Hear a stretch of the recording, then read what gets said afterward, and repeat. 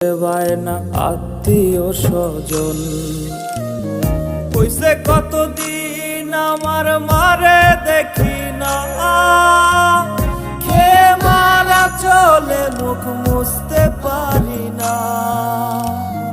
কষ্ট চাইপা মুস্কি হাইসা মায়ের কাছে কইছি, কাইন্দ না গো কাইন্দ না মা, আমি সুখে আছি।